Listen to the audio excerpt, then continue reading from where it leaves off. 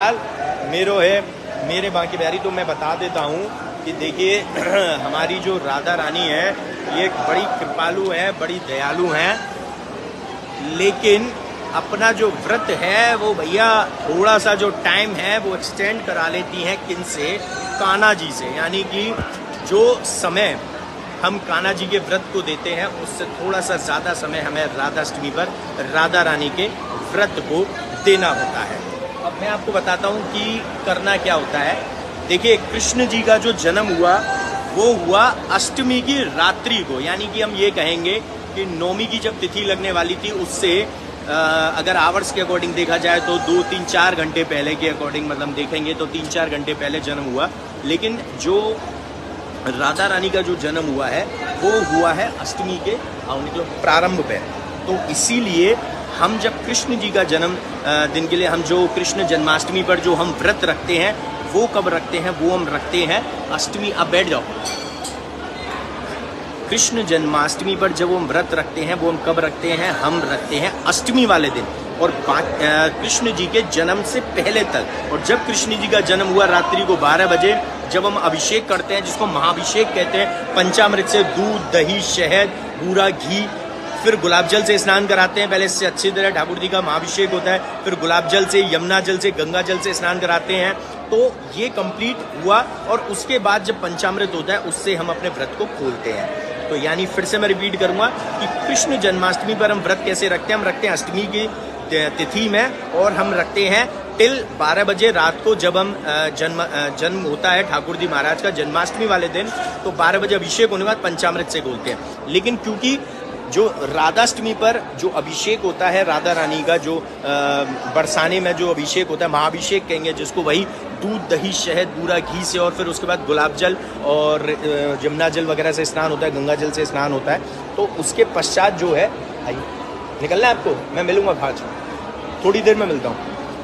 तो हाँ, तो जो व्रत है वो हमको रखना है सप्तमी की तिथि पर। यानी कि फिर से मैं रिपीट कर देता हूँ कि 23 सितंबर को राधाष्टमी है, यानी कि 23 सितंबर को राधाष्टमी है। लेकिन हम जो व्रत रखेंगे वो 21 तारीख की रात्रि को भोजन करेंगे हम, और 22 तारीख को सुबह से लेकर 23 तारीख के सुबह 4-5 बजे तक जब हम राधा रानी का महाभिषेक नहीं कर लेते यानी 23 तारीख को सुबह अर्ली मॉर्निंग 4-5 बजे जब हम महाभिषेक नहीं कर लेते तब तक हमारा व्रत चलेगा। और 23 तारीख को व्रत हमारा पूर्ण होगा।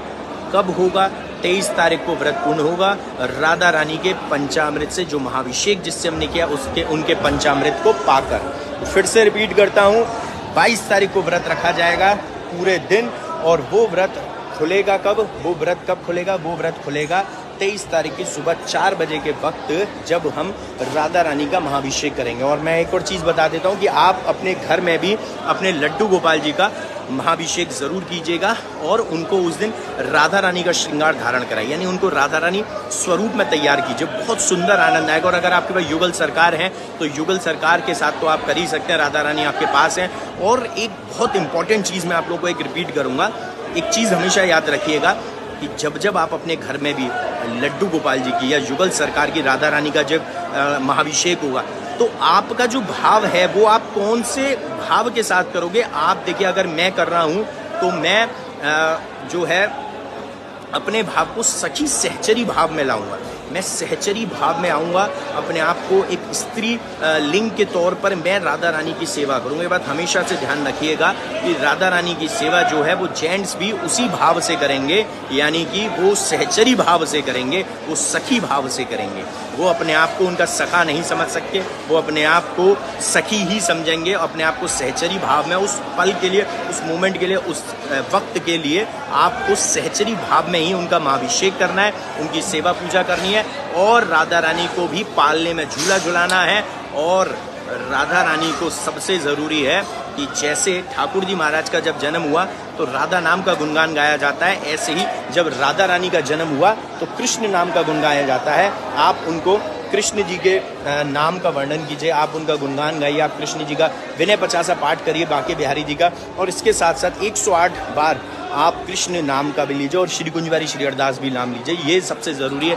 और उनके साथ भी वैसे ही जैसे बांके बिहारी जी के जिस दिन जन्माष्टमी वाले दिन जैसे आपने कृष्ण जी को पालने में झूला झुलाया, फिर नंदोत्सव में खिलौने हुए थे, ऐसे ही राधा रानी का जो नंदोत्सव होता है वो 11-12 बजे के लगभग दिन में 23 तारीख को फिर आप अपने पास में कहीं भी जाकर बच्चों के साथ सेलिब्रेट कीजिए। और सबसे ज़्यादा सेवा राधा रानी एक्सेप्ट तभी करती हैं जब हम वही खुशियाँ बच्चों में बांटते हैं, क्योंकि राधा रानी उसी स्वरूप में हमारे यहाँ आई हैं और बहुत धूमधाम से मनाइए। और उस दिन अपने ठाकुर जी को, अपने लड्डू गोपाल जी को जो वस्त्र भी धारण कराएंगे, राधा रानी का श्रृंगार कराइए, उनको माला वगैरह उस तरह से पहनाइए, उनको जो नथ धारण कराइए, उनको उसमें कुंडल, इस तरीके से आपको श्रृंगार करना है कि जैसे आप उनको राधा रानी स्वरूप में तैयार करें। उनके ओढ़नी होनी चाहिए, पल्लू होना चाहिए, सारा कुछ आपको करना है और बहुत आनंद आएगा और बहुत धूमधाम से बनाइए। फिर से रिपीट कर रहा हूँ, राधाष्टमी मैं वीडियो भी डालूंगा कल इसके ऊपर, जाकि जो लोग बहुत सारी क्वेरीज हैं हमारे पास इंस्टाग्राम पर भी, तो मैं फिर से रिपीट कर देता हूँ।